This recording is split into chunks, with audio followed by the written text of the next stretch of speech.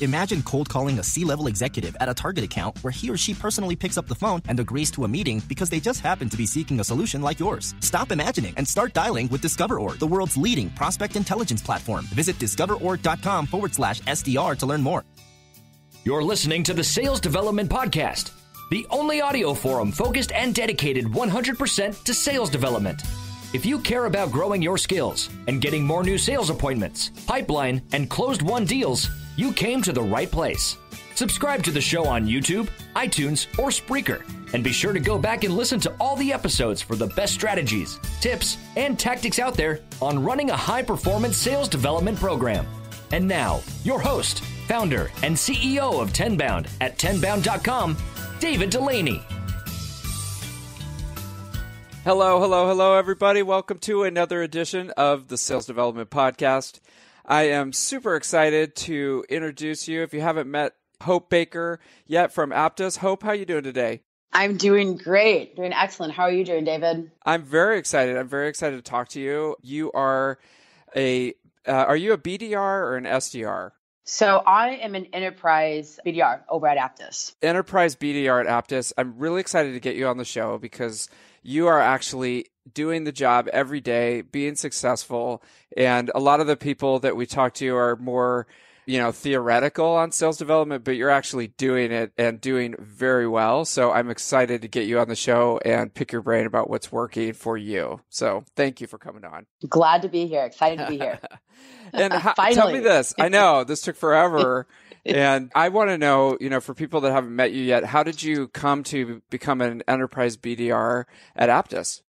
Yeah, so taking it back to how I became a BDR even, I started after college doing door-to-door sales and just fell in love with, starting conversations and starting that whole cycle. So I started at a company called Memory Blue, which luckily brought me out to California. And then just with being involved in different organizations, one event which you put on, David, the Sales Development Manager Meetup, I saw Catherine speak, who's a director of business development over here. And then I had seen Maria speak the week before, Maria Perglino at AISP. And I was felt so inspired just by, their philosophies on business and just being women really taking the tech world by storm. So I sent them balloons the next day. Sent them a bouquet of balloons, asked them to go into coffee, said I wanted to, learn about their path and, follow in their footsteps. And the next thing I knew, I was interviewing for a role and starting at Aptus. There you go. That's awesome. I love that story. So, you took the initiative to go out and try to up your skill level and then also had some creativity in setting up the meeting.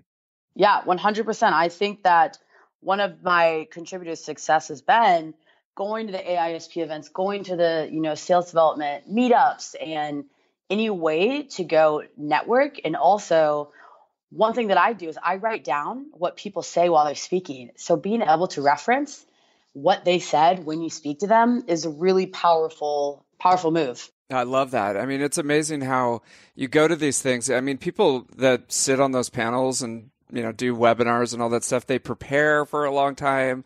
They get everything ready. They're really excited. They do a great job. And then it's like crickets, it's like, what did I just do that for? So I love that idea. That's great. Now tell me about your experience with Memory Blue, because that seems like a really interesting organization and just a way to go from, that passion that you had in sales to actually translating to a tech sales career. Yeah, I definitely have to give a huge shout out to Mark Gagne and Chris Corcoran over there. I started in the Virginia office, and essentially you're contracted out business development reps. So we're in the office doing 70 plus dials a day, emailing and learning the basics of how to be an SDR BDR. And you're doing this while working for clients like Hitachi, ThreatMetrics, Smart Focus, all of these high-tech companies that have great name recognition and great technologies, all fresh out of college. I mean, they give you the groundwork for your career. And I always say that to people. I credit Memory Blue for really kickstarting me to where I am now, because I learned all the basics And you learn how to do the grunt work and not complain and just get things done. Nice.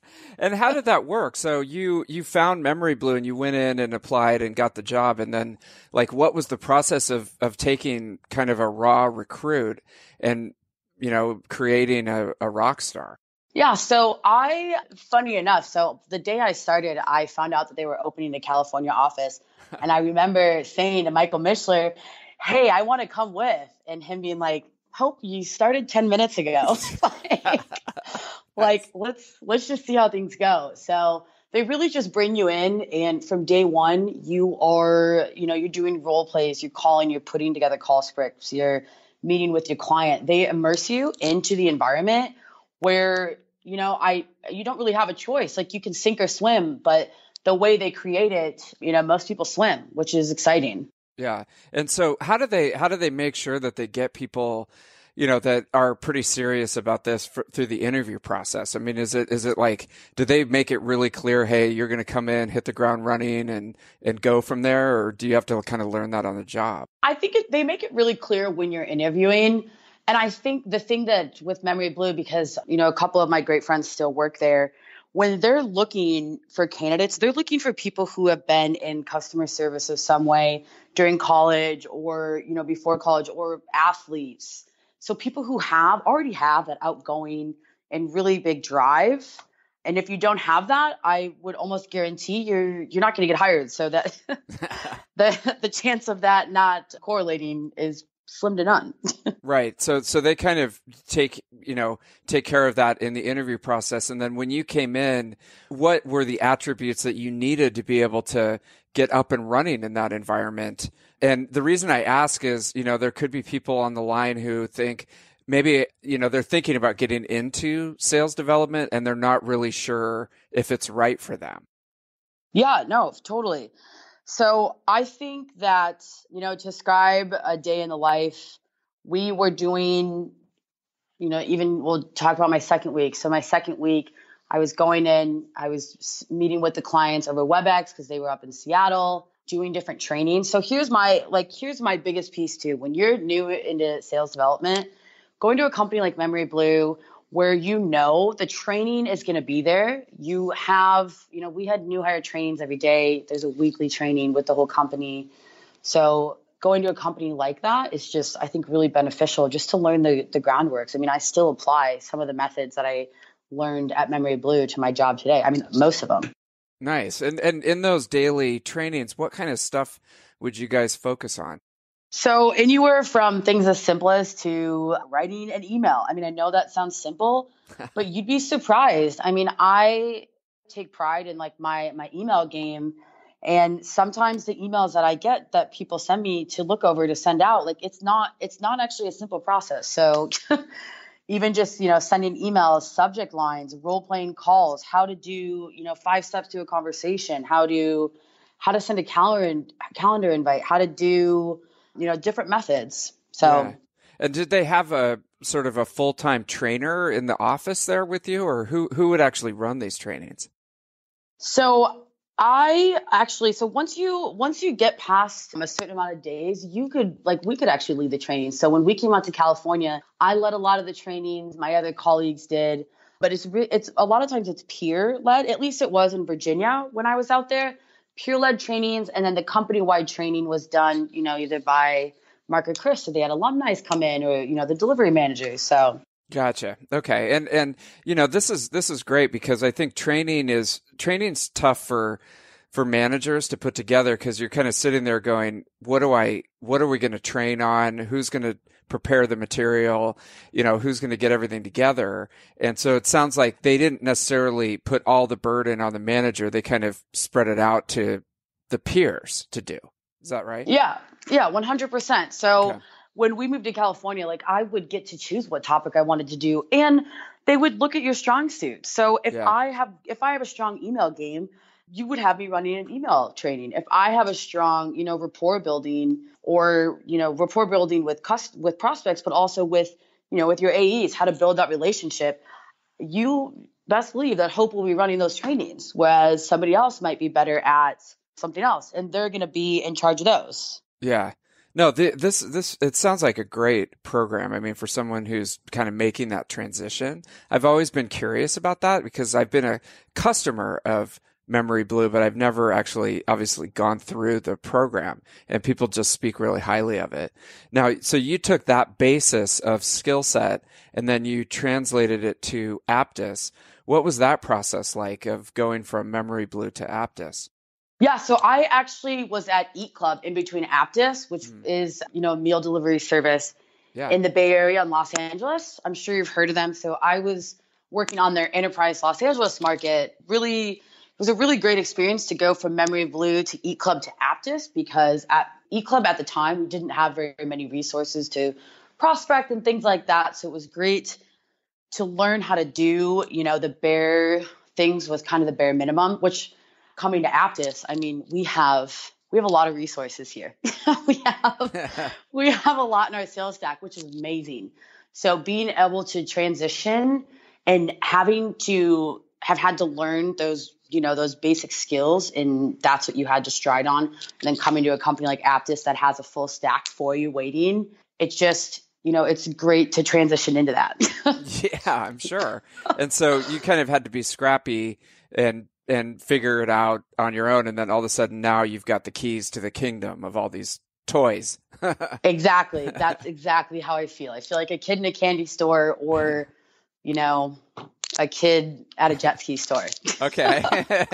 And so tell me about that process. What is it that's made you successful at Aptus as a BDR and made you become an enterprise BDR? Yeah, I think the main thing would be that I look at everything in a strategic and big picture mentality. I don't look at an email or a call as just a dial or a metric. I take a holistic approach. So when I say I have 5 top accounts for the week, I will know before I start calling into that account. I will be looking at their 10K report. I will be looking at their news. What has their CEO been saying? What are the people on LinkedIn sharing? I make note cards for all of my accounts that have all the top information, so that when I start calling in those accounts and doing those dials, I have the ammo and I have, the tools in my toolkit to be able to have a real and meaningful conversation. I can't call a C-level of, say Citibank and not be educated. So I think that that's what has made me so successful is I put in that work and I make that be first. How many more meetings could you set if your team made 3 times more calls per day and connected directly to decision makers? How much bigger would your pipeline be if you booked 20% more meetings this month? Don't wonder. Check out DiscoverOrg at discoverorg.com/SDR for personalized demo. Yeah, and tell me about that, because I think, what you might hear from SDRs is like, hey, that's a lot of research and a lot of digging, and they expect me to call like 100 people every day. Is it that you don't necessarily have that heavy expectation, or do you just do the research on your own time and bring it into the office? So I think it could be both. I'm the type of person where, like last night, I was making note cards for 3 hours on different topics, and this was at home. But I have the mentality, like I want to be an account executive. I want to be closing deals. Like I want to make it. I want to be an executive in a company and make it to these different higher levels. So I am willing to put that work in. But in terms of research, I think if you think about it, when you read a 10K, which, by the way, everybody, 90 days into the new year, all public companies are coming out. So all of them will be coming out. And there's a part in a 10K that says it has all of the issues that they're facing. And it's probably 2 pages. Some of them, it's only 1 page. It says the issues they have in their company and the risk factors. And if you just read that tiny section on each account you have or each big account you have, you would be shocked on what projects you can find out that exist. They even they'll name the teams that they're creating to fix these problems. And those problems are most likely, they're gonna fit in a tech stack. Might not be yours, but somebody's, Okay. And then, so there's 2 things that I'm hearing. One is you've got the drive. I mean, that's coming through in the conversation. I mean, you're bringing the drive, whether it's door-to-door sales, Memory Blue, E-Club, or what you're doing now. I mean, you want to expand and grow your career, which is amazing. And I feel like that's something that you got to bring every day. Just that's like table stakes, to be successful. And you definitely have that. And then the other thing is you're focusing on finding problems to solve for people that you could potentially help with and making that the basis of your outreach. Am I characterizing that correctly? No, that's 100% right. I am looking at, and it's great that I work at a company like Aptus, this is their whole model is I'm not here to sell you my products and my footprint. I'm here to solve a business problem for you. And how you do that as a BDR, how you get into these meaningful opportunities that will close and will move down is to figure out what are their problems. And luckily, for most of us, we can figure those problems out with 10Ks and LinkedIn and all the resources that we have available. We can easily scan through a document and figure out, okay, for example, Bank of America had their earnings call this morning and they had, high earnings. And so I can call them, and they announced as well that they have certain patents in blockchain. So if I'm going to call them, I'm going to ask them, say, congratulations on your earnings. Let's talk about what you're going to do with those earnings to incorporate blockchain into your strategy. Nice. Like I'm arming myself with these tools to be able to have these conversations. Okay, so let's say there's someone listening, they're a BDR, and up to this point, they haven't been putting in that research, and they're just kind of like going through the motions of making the calls and getting kind of discouraged. Like, what is the process that you follow to get that research so that you feel like you're comfortable talking about their problems? Yeah. So I just did a whole realignment with my account executive of what our top accounts are. So I came into work a couple Mondays ago and I use Evernote to organize my accounts. So you can do if there's a free version. So each tab, I have my account. I go in, just type their name in with the 10K, go read the 10K, which takes 10 minutes, and I copy and paste the different issues. And then I will go click the news section on Google and just see, okay, what's happening in the news about them? Is there CEO speaking, or maybe they had, something really bad happen that my solution might have fixed. So I'm going through there, looking on LinkedIn to see their social media pages. That's another thing that I go above and beyond with social media. David, if you pulled my Twitter up right now, you would see there are tweets at Airbus, there are tweets at Markle, there are tweets at Navient, Wells Fargo. I make sure that I'm interacting with them. Even if they don't interact back, I'm making sure that I'm interacting with them on social all the time. And I think if you're going to take a first step, 10K, news research, and social are the three things that can bump you up from being discouraged or being, kind of just flatlined with what you're doing and take you to the next level. Yeah. And it's kind of taking a step back. It's like, are you interested in what you're doing? Because the feeling that I'm getting in talking to you is that you are actually interested in this stuff. You're excited about this. This is something that you're driven to do even at home after work. And it's like people listening, taking a step back, it's like, do you have that natural drive to do this in what you're doing right now? And can you not have to like drag yourself to work and drag your, you know what I mean? Like, is it coming naturally? Because if it's not, then either you need to get excited about what you're doing because you're going to get behind, or you may need to look at a different opportunity. Just on a totally extreme example. Well, and I think, David, you're right there. If you're not I think that is probably what sets me apart is I genuinely love what I do. So I enjoy coming to work. I enjoy working with my team. I just started working on more financial services side, and I'm excited to come and talk to them. And I actually wrote an article on LinkedIn about networking with your colleagues, but I ended the article with, if you don't enjoy what you're doing, leave. Nobody has to be a BDR. There are so many other positions, and even within your company, most companies would rather you move to a different part of the organization than leave, and we have that flexibility. So if you don't enjoy what you're doing and you can't get out of the funk, don't waste your time. Move on. Yeah. And the thing is, like, you're building such a great foundation for your career and moving forward, no matter what you end up doing. I mean, you know how to research companies, you know how to find 401ks. Sorry. I might be able to find Freudian slip there. You might be, you've learned how to do that research. You have a great foundation, but maybe, and not to discourage everyone on the call, but maybe if it's not like lighting your fire and you don't have that passion to become an AE or to move up to some other place in the organization, it might be time to take a hard look, because the reason I bring that up is I'm feeling the passion that you have for this, and it's really exciting. I want you to work for me, I'm sure you're going to start getting like a lot of recruiter calls, because it's like, dude, this is somebody who's got some momentum, we want to get this person on board. But so in that vein, like, as you look around your team or your experience that you've had, are there things right now that are not working that you see people getting frustrated about in the BDR world that you can talk about? Yeah, I think there's two main things. There's one piece that comes from yourself, and then the other piece that comes from, your managers and your support system within your company.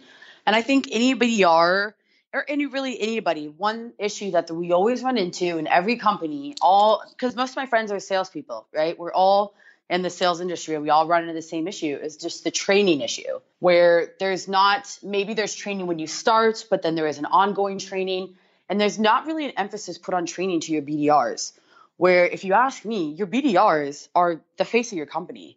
We're the first people that people see, whether it's through an email or through a phone conversation or through an event. We should be armed with the most ammo possible, because that's what we are. We're your frontline. You wouldn't leave your frontline soldiers with nothing, and that's who we are. So I think one thing for everybody listening is take a step back going into this new year. I guess we are in the new year, but in this new year, how are you training your BDRs? Are you training them like they're the most important people in your organization, or are you doing a quick training and leaving it at that? I think that is one of the biggest, most huge losses and errors within this position. And it's not, it's every company. It is. And you were saying also that's at the manager level. What about at the individual level? So, and I agree with that too. I mean, yeah. I think that we as BDRs, and once again, in any position you're in, if you're not doing things to grow yourself, you're probably not interested as much in your position as you thought you were. I mean, like we talked about in the beginning of the call, I go to almost every single event that I can get my hands on in my area that involves anything with inside sales, anything with account executives, sales development managers, anything that's going to get me around people who are in my role right now and are doing the role that I want to do next, which is be an account executive. Yeah. So I think if you're not doing those things, you're also doing yourself a disservice. Yeah. Where's the hustle? I mean, the manager's not training me. Hey, you know what? There's YouTube. There's meetups.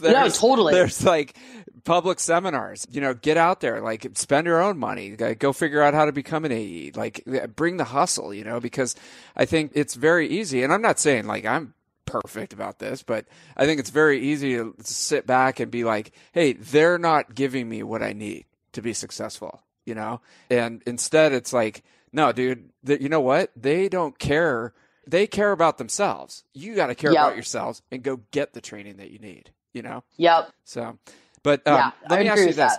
If you could wave a magic wand and set up a training program for the BDRs, what would you include in that? That's, I've spent a lot of time thinking about this, and I write everything down, and I think I have a notebook somewhere with a lot of these details. But I would say, my main thing is we need to be talking more about what the problems we're solving. So in a perfect world for me, I would have BDRs sitting on our calls with our sales engineers, sitting on demos, and I would make sure that that's fit in the structure of the week, that we have time allotted to do those throughout your time at the company. And I would find a way to make learning customer stories fun. So maybe like we do this at Apptus now, once a week or a couple times a week, we'll say a customer story at the huddle. We have a team huddle every day. So my team we're learning about what we're solving for our customers. So then it becomes less, oh, I don't understand the product. It's too technical, because Aptus has a huge footprint. It becomes, okay, I understand it because I get what we did for customer X. We solved this issue. So now I only need to learn the 3 points underneath and how we solved their problem. What were their business outcomes? So Nice. in a perfect world, magic wand, would make all of training surrounding just the business outcomes and customer stories. I love that. Okay. And then what else? Like how do you take that information that you learn and then kind of put it into the head of the BDR so that they can then interact with customers in the best way possible? Yeah, I think another thing that we used to do at Memory Blue that honestly, I think I might have done one a month ago with one of my friends is role playing over the phone. So at Memory Blue, this was something that we did. You called your colleague on the phone or whatever, and you role played how a cold call would go. And Yeah. my friends and so most of my group of friends, like my group, I moved across the country from Memory Blue from Virginia to California. So we would call each other, and we still do while we're on our commutes, and role play like how these conversations are supposed to go. And that's not even just with your prospects. Like I'm role playing how I'm going to have a conversation with my account executive. When I first started, like I was role playing those. If I need to have a conversation with my manager, or if I need to, I won a couple lunches at Aptus with our CEO, our CRO, our COO. I've had lunches with these people, and I'm calling my friends at night, and I'm like, okay, let's talk about like, what questions should I ask? like, how do I make sure the conversation flows? And, so I think that is important too, is to add role playing into your training program. I love And that. at Memory Blue, we would evaluate calls too, which it sounds brutal to have your voice heard in front of your whole team, but it was actually really great to listen and pick up different things that are working, things that aren't working, and get the feedback. Oh, I love that. I mean, you got to have that. It's like game tape, reviewing the game Totally. tape after the game to see, oh, he totally screwed up right there. But it's hard. Or he scored a touchdown. There Right. What did he do? What did he do right? So let me ask you this. If you could sit down, and I have a feeling you do this already, but if you could sit down with a sales development manager and give them some advice, like how to run the team or how to improve their team, can you think of anything that you would say to them?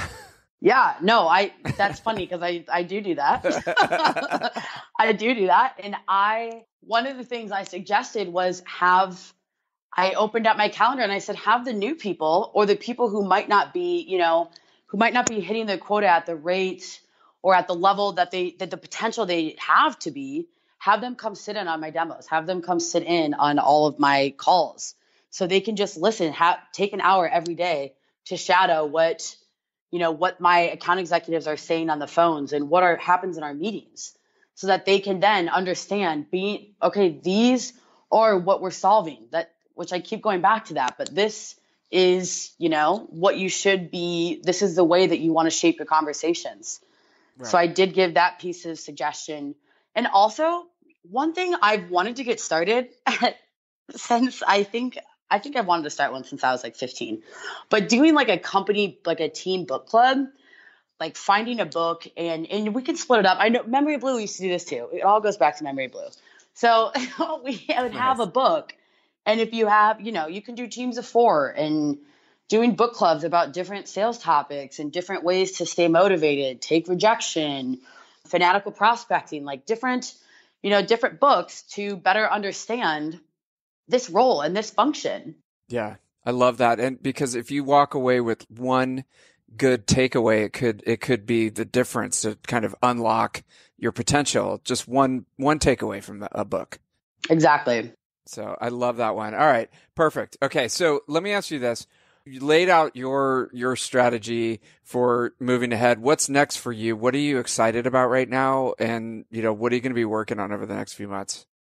Yeah, so obviously, I think I've said a couple of times, I want to be an account executive. I want to be in the field, in front of customers, closing deals. So right now, I'm, working really close with my account executives, hoping to move to a possible inside sales role. I'll be able to have more responsibility, close smaller deals. And I'm pushing all of my focus, which is really exciting. I'm pushing all of my focus to financial services. So I'm actually taking courses, my Series 7 course. I'm going to take my CFA, CFP. I'm taking all of these different courses and certifications to learn financial services so that I can sell to them and understand their business in a way that most sellers, unless they've obviously been an investor, most sellers aren't going to know. It's just going to give me more credibility when I want to go out to the customers like Wells Fargo, Citigroup, Chase, and sell them software. Yeah, I love that. Is such a great idea, because I think a lot of people, they go from company to company and it's like, well, this year I'm selling, HR software. Next year I'm selling sales software. Next year. And it's like, in order to get inside the head of the prospects and customers, you have to be able to like live in their world and speak their language. So I love the idea of you immersing yourself in the customer's world. 100%. I'll be nice. A professional soon. Maybe I'm going to learn how to invest for myself too. There you go. Great. Well, I'm excited to see your progress. I've learned a ton on this conversation. I know everybody else has. And I just want to attach myself to your coattails, because you are definitely going to go places in the next few years. And I can't wait to watch. So thanks for coming on. David, thank you. I hope to meet you in person soon. Oh, definitely. Believe me, I've got a couple of events planned. And then, of course, the conference is again it's actually August 30th this year, the Sales Development Conference. So we'll definitely get you out to that. So perfect. I would love to. And everybody, awesome. You can follow me on Twitter at Hope O Baker and add me on LinkedIn, which is Hope O Baker too. Yeah, Had definitely. to give a shameless little I love shout it. out there. I love it. And I follow you on both. You put out a lot of great content. It's also just fun stuff that you're doing. It's a lot of fun. So I definitely would recommend that you guys connect with Hope. Again, we might all someday be working for Hope. So we want to get in good now before now. Side by side, David, side by side. There you go. All right. Well, thank you so much. And we really appreciate you coming on. Thanks, David. Thanks, everybody. Talk to you soon. Thank you for listening to the Sales Development Podcast, the only audio forum 100% focused and dedicated to sales development, with your host, David Delaney. Please be sure to subscribe to the show on YouTube and take a moment to leave us a review on iTunes. Your support makes our show possible. If you are struggling with your sales development program, contact us at tenbound.com for a no-obligation exploratory call. Again, that's tenbound.com.